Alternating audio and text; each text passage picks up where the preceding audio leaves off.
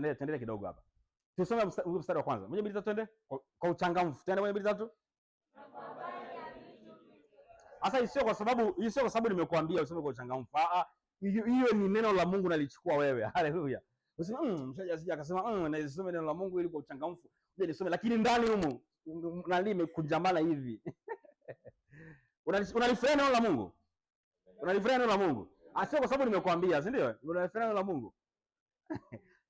Niwakumbushe. Lakini uzuri neno la Mungu linanipa hakikisho kwamba hata kama mtu alifanya neno la Mungu nataka nimlazimishe. Kwa hiyo sikonee huruma. Hiyo umekunja nani ndita hujakunja lakini nitakulazimisha tu. Unajua kwenye ambao mna wanafunzi, kwenye kuwasemea wanafunzi wakati mwingine inabidi tu. Unajua wanafunzi sio kama kila mtu atakitaka, si ndio? Tena kuomba masaa mawili. Mwalimu, utaomba tu. Umekunja sura, hajakunja sura. Utaomba masaa mawili.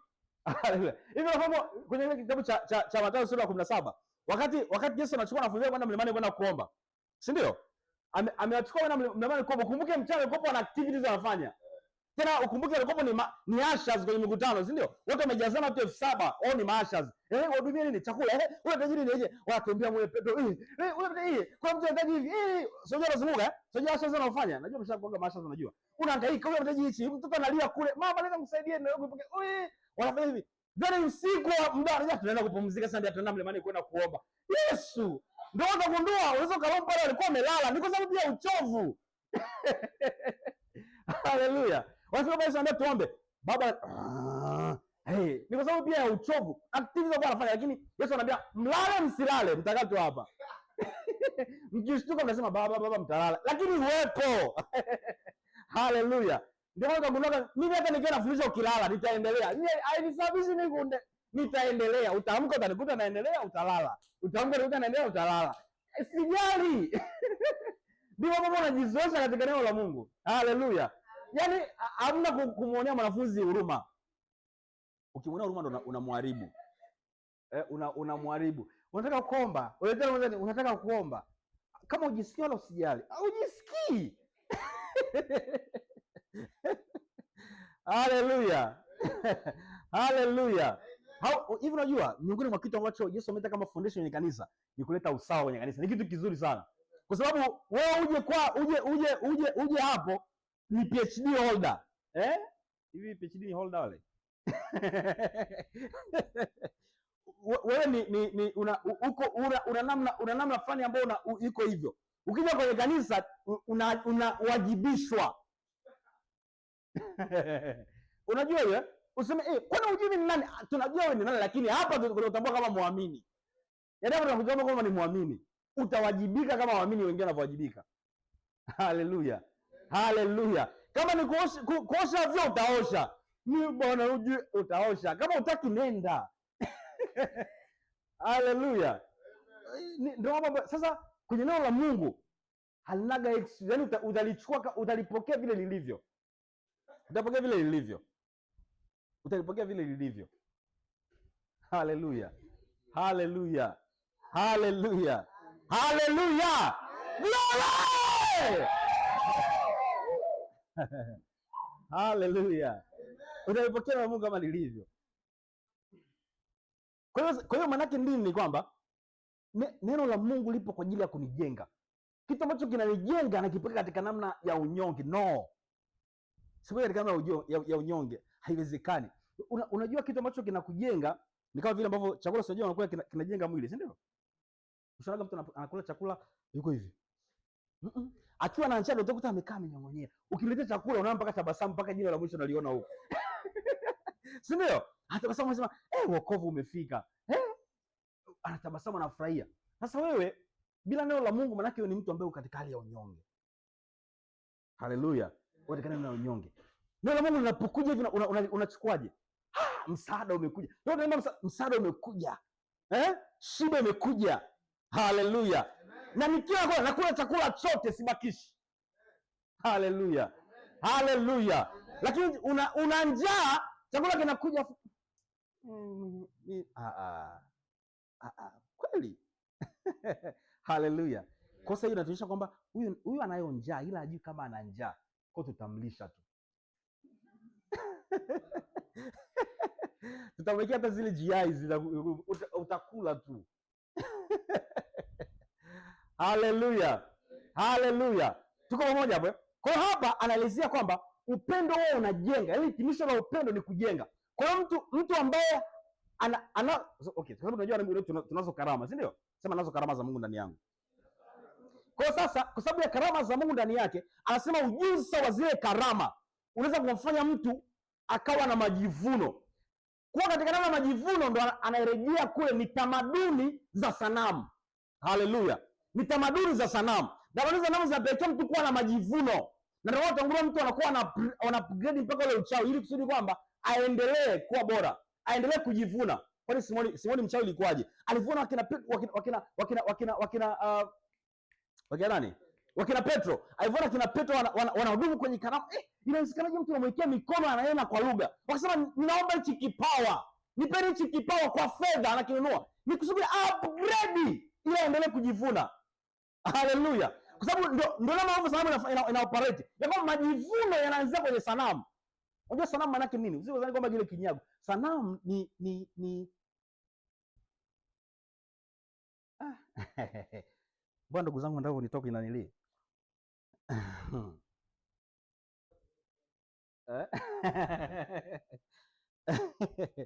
Haleluya.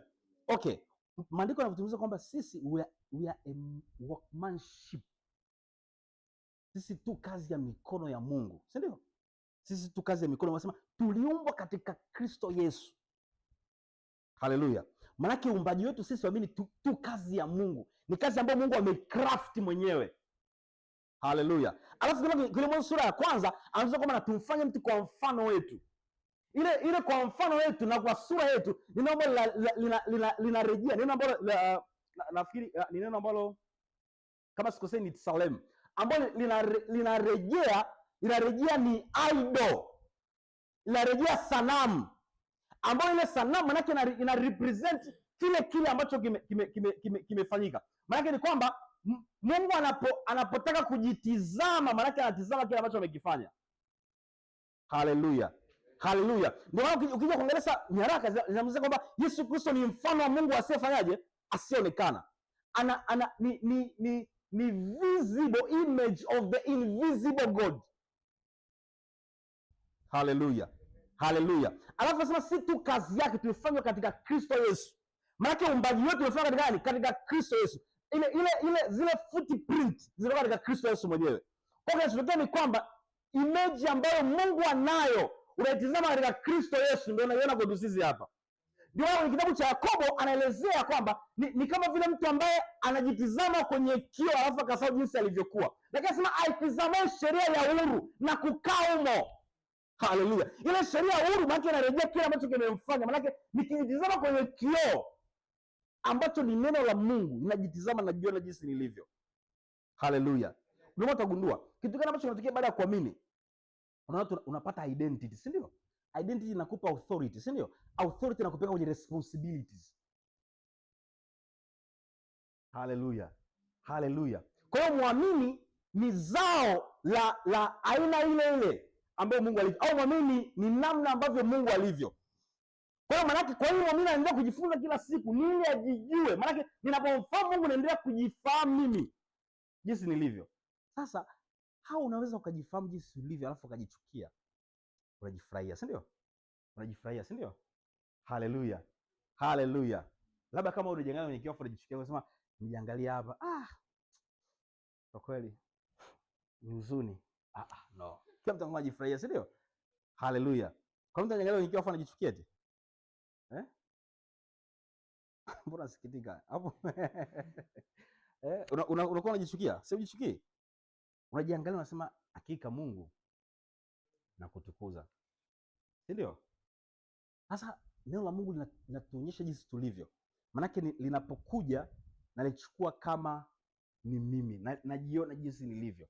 Kwa mfano najifunza habari ya karama za Roho, maana najiona jinsi nilivyo ndani. Haleluya. Haleluya. Glory. Haleluya. Glory. Bado glory.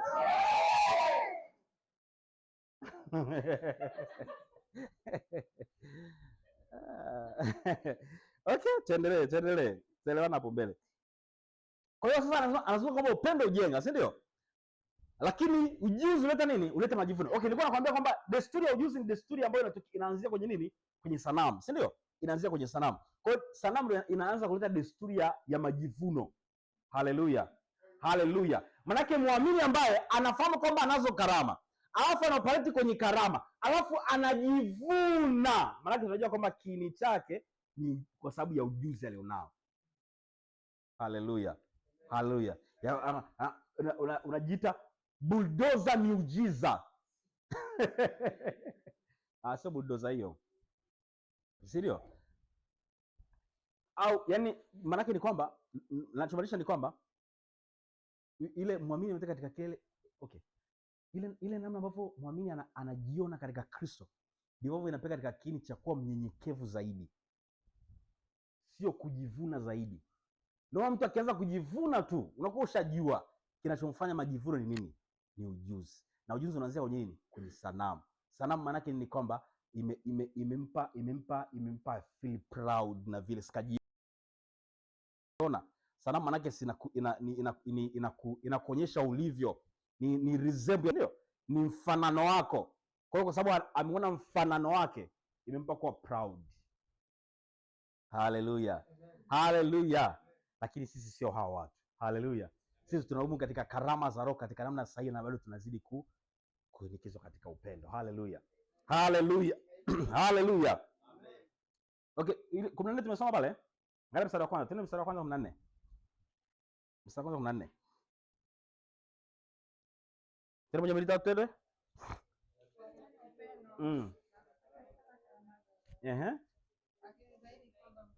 Mpate kuhutubu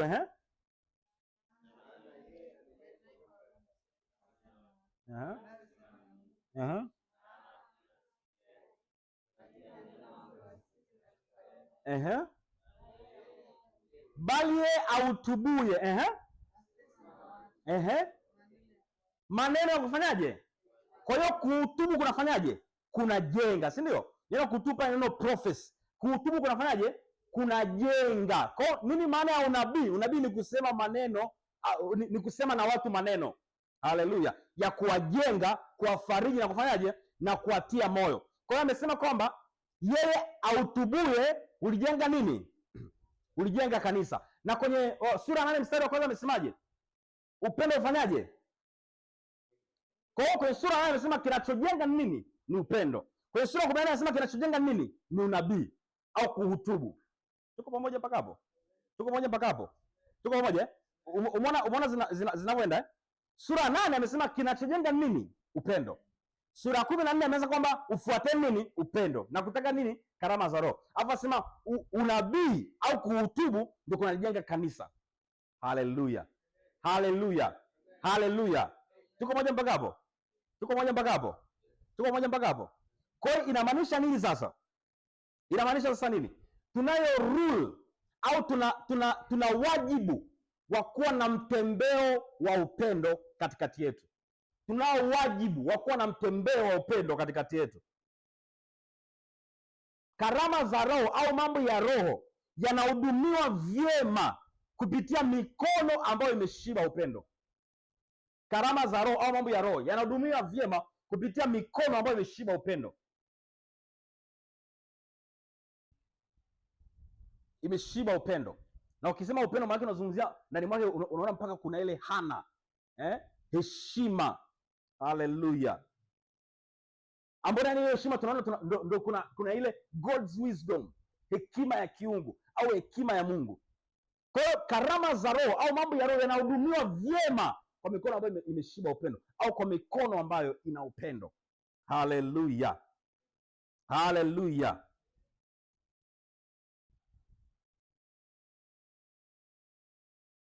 Kwa hiyo upendo ndio msingi wa namna ambavyo tunahudumu karama za Roho. Ambavyo tunahudumu karama za Roho. Kwa maana unakuta ndugu ambaye anaufahamu au ana maarifa kwa habari ya karama za Roho, kwa habari ya karisma, kwa habari ya doria, doria au dorea, ambapo tulikuwa tuliangalia, si ndio? Ana maarifa juu ya karama za Roho, ana maarifa juu ya karisma ya Mungu, juu ya karama za Roho, juu ya gift of the spirit, anayo maarifa, lakini ana struggle namna ya kuhudumu hizo karama za Roho. Yaani anayo maarifa lakini bado anapata changamoto au ana struggle au anapata shida katika kuhudumu karama za Roho. Lakini ukutana na mtu ambaye hana maarifa juu ya hizo karama za Roho, lakini ana wepesi katika kuhudumu karama za Roho. Kwa sababu gani? They just love, hana instructions zile ndogo ndogo ambazo anafuata. Yaani kuna mtu ambaye hajui, hata ukiambia karama ya, ukiambia neno la hekima haelewi, ukiambia unabii haelewi, ukiambia nini imani haelewi, lakini ukimwambia fanya hiki anafanya hivi, anafanya. Unakuta anakuwa na matokeo zaidi yule ambaye ana maarifa. Ukimwambia revelation gifts, anaanza kuelezea from Genesis, anaanza kuchambua lakini kwenye mtembeo wa karama za Roho hana. Kwa sababu gani? Ujuzi uleta nini? Majivuno. Upendo ufanyaje? Kujenga. Haleluya. Ndio maana nilisema mwanzoni, neno la Mungu lifanye, hata kama ulielewi, uwe lifanye, litakupa matokeo. Lifanye tu, litakupa matokeo. Haleluya. Na hii ndio nakutaka Wakristo wengi au waamini wengi, ya kwamba anashangaa, mbona yule mtu sio muamini, lakini mbona kama vile Mungu anamtendea, au mbona mtu huyu kabisa, mbona kama huyu kabisa hajui hata kufanya exercise, lakini mbona ana matokeo na upendo ujenga, ujuzi uleta majivuno. Haleluya. Ndio maana utagundua kadri ambavyo unaendelea kupata maarifa yanakuwa na kushape ili uwe humble. Haleluya.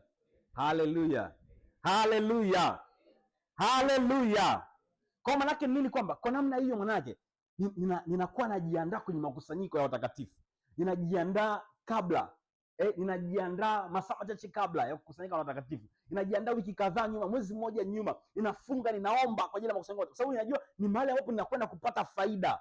Mtembeo wa Roho unanifaidia. Haleluya. Kama vile ambavyo tumefanya maandalizi kwa ajili ya kampu, si ndio? Tulikuwa sessions za komba, ni maandalizi ambayo tunayafanya kwa ajili ya kampu, ili tuwe na mwitikio wengine ambacho tunakipokea, ili tukipokea kile ambacho kimekusudiwa tukipokee. Haleluya. Sema I will do the extra. Kwa hiyo ninafanya zaidi. Kwa nini? Ninajua nina faida kwenye makusanyiko ya watakatifu. Ninajua nakwenda kunufaika na kusanyiko la watakatifu. Haleluya. Glory!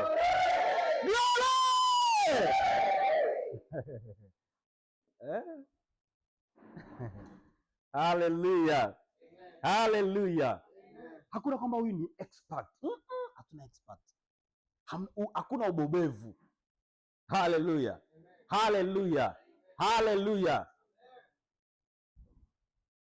Sema mimi ndo huyo mtu. Sema mimi ndo huyo mtu. Sema tena mimi ndo huyo mtu. Yaani kuna sura anaziangalia. Kwa hiyo yani zinaonyesha kwamba anasema mimi ndo huyo mtu, alafu sura yake inaonyesha kwamba ndo huyo mtu. Sema tena mimi ndo huyo mtu. Sema mimi ndo huyo mtu. Mwangalie jirani yako, mwambie mimi ndo huyo mtu. Mbona unamtisha mwenzio? Haleluya. Kwa maana yake sisi ndio watu ambao tunatembea kwenye karama za Roho, tuna flow. Haleluya. Unajua hakuna kanisa lolote ambalo Paulo alilianzisha lilikopo sio charismatic church. Halipo. Hapo ilikuwa lihudumu kwenye karama za Roho, hana mtembeo wa Roho. Ili wale walikuwa na changamoto yao, ulikuwa na vipengele vingi, lakini bado anaendelea ku insist na kukumbusha kwamba hamkupungukiwa. Haleluya. Sasa na sisi ndio namna hilo kanisa. Haleluya. Sisi ndio namna hilo kanisa. Haleluya.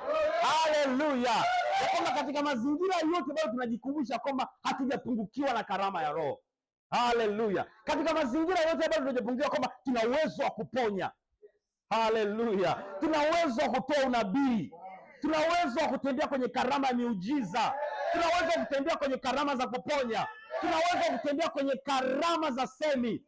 Tuna uwezo wa kusema na mambo yakatokea. Tuna uwezo wa kuleta effect kwenye mazingira yetu. Sisi ndio hao watu. Kwa nje tunaweza kuona kuna changamoto nyingi, lakini bado utu wetu wa ndani ni bora kuliko nje tunavyoonekana. Haleluya. Lakini kwamba sijioni duni mimi. Haleluya. Haleluya. Yaani kwamba hata nimetokea jana usiku sijala, asubuhi na hudumu kwenye karama za Roho. Haleluya. Sijui mwezi nitalipaje kodi, lakini natembea kwenye karama za Roho. Haleluya. Haleluya. Haleluya. Unajua, nilikuwa niseme kitu hichi. Miongoni mwa kitu ambacho kina limit watu kutembea kwenye karama za Roho ni kuwa natural au kuwa kano. Ndio maana unatakiwa upunguze hali yako ya uasili ulionayo, hali ya ubinadamu ulionayo. Unajua hapo ndio mambo ya Mungu anaponekanga ni mambo ya kuchanganyikiwa. Kwa sababu inabidi uondoke katika namna ya kawaida ya mwilini ulionayo. Usiwe kano. Usiwe natural. Haleluya. Haleluya. Haleluya. Haleluya. Ndio mambo Mungu yanapopata maana hapo. Au niseme hivi. Mama Mungu anaanza kupata maana pale ambapo muondoa hali wako ule. Wewe tena George, unapokuwa umejiondoa kama George, wewe sio tena George, wewe ni mwana wa Mungu. Unapoona unasema mimi ni mwana wa Mungu. Mambo yote hapo ndio sasa mambo ya Mungu yanaanza kufanya kazi. Haleluya. Haleluya. Lakini nisema mimi ni gospel. Kuna vitu ambavyo natural ni maintain. Nisi nikaonekana mweu. Haleluya. Hapo ndo maana unapatikana. Haleluya. Sasa mtu anasema niruke vile. Inaonekana umechanganyikiwa. Unajua status yangu kwenye jamii ikoje? Haleluya. Haleluya. Haleluya. Haleluya.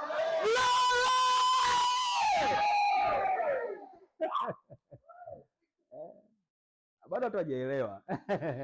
Bado ili uwe na wepesi kwenye karama za Roho zinahudumiwa kwa namna ya furaha. Kwa namna ya furaha. Haleluya. Haleluya. Haleluya. Kwa namna ya furaha. Haleluya. Glory!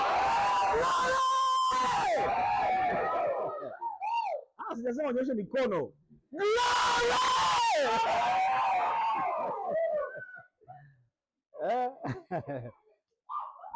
Haleluya. Haleluya. Okay, hiyo tuendeleza kidogo. Tuko tumeishia wapi? Kwa tumesema hivi, tusiwe nini? Napaswa niondoke katika namna ya ile namna ya hali yangu ya ubinadamu nisiyo nayo. Haleluya. Ndio hapo alisema kwamba ikiwa tumerukwa na akili. Ukumbuke Paulo alikuwa ni Farisayo. Kwanza alikuwa ni nani? Farisayo. Farisayo ilikuwa ni kiwango cha juu cha elimu. Kiwango cha juu cha elimu ambacho sasa wewe huwezi kuzungumza na Farisayo mshauriane jambo, labda uende akushauri. Labda tu ndio ende uhitaji ushauri kutoka kwake. Hivi unafahamu namna ambavyo Nikodemo alijikana? Unajua Nikodemo alijikana kwenda mpaka kwa Yesu usiku. Kitendo kile cha kuwa, unajua Nikodemo alikuwa yuko humble sana. Ile humbleness alipata. Ndio nakwambia kana unazidi kujifunza maandiko. Kuna unyenyekevu maandiko yanakufundisha. Sababu unyenyekevu ni tabia asili ya Mungu mwenyewe. Haleluya. Nasema Yesu Kristo alivua enzi na mamlaka. Anasema akajinyenyekesha mpaka nini? Mpaka mauti. Anasema mauti ya nini? Ya msalaba. Kwa unyenyekevu ni tabia ya kiungu kabisa. Haleluya. Haleluya. Haleluya. Kwa fikiria mtu anaenda kunyenyekeza kujifunza kwa Yesu ambaye anahesabika ni mtu ambaye hana elimu. Ndio maana kwamba alikuwa amechukua mtu ambaye asiye na elimu. Ajinyenyekeza kwa ajili ya kujifunza, anauliza maswali. Profesa, sema profesa wa theology. Anaenda kuuliza maswali. Anauliza maswali, anaanza kuuliza maswali. Sasa Paul alikuwa ni Farisayo. Mwalimu wa nini? wa Torati, mwalimu wa sheria. Mwalimu wa sheria. Sema mwalimu wa sheria. Ni Mrumi. Unawajua Warumi wewe? Lakini unaona anakuja anasema hivi, mkiona tumechanganyikiwa. Yaani ifika point umeona hapo akasema Paulo amechanganyikiwa. Mkiona tumerukwa na akili. Anasema sio kwa ajili yenu. Ni kwa ajili ya nani? Alafu mkiona tuko na akili zetu basi jua ni kwa ajili yenu. Haleluya. Haleluya. Haleluya. Maana ni kama hivi, ukiona una maintain ule unnatural ulionao, ule uasili ulionao, sio kwa ajili ya Mungu. Ni kwa ajili ya wanadamu. Haleluya. Haleluya. Kwa ukiona mambo ya Mungu, basi ujue ni kwa ajili ya wanadamu. Kwa ajili ya Mungu inatoka kuhesabika kwamba umerukwa na akili, kwa sababu mambo ya Mungu kwa watu wenye akili ni mambo yanaitwa mambo ya kipumbavu. Haleluya. Yasiyo na maana. Haleluya. Haleluya. Haleluya. Kwa hiyo ukiona unaeleweka na wanadamu, ujue basi uko kwa ajili ya wanadamu. Ukiona haueleweki na wanadamu, basi hapo unajua sasa ndo nimeanza mambo ya kiungu, si ndio? Sema ndo nimeanza mambo ya kiungu. Haleluya. Haleluya. Haleluya. Wangapi tunaeleweka kwa Mungu? Wangapi tunaeleweka kwa Mungu? Weka bila kwenye kiti.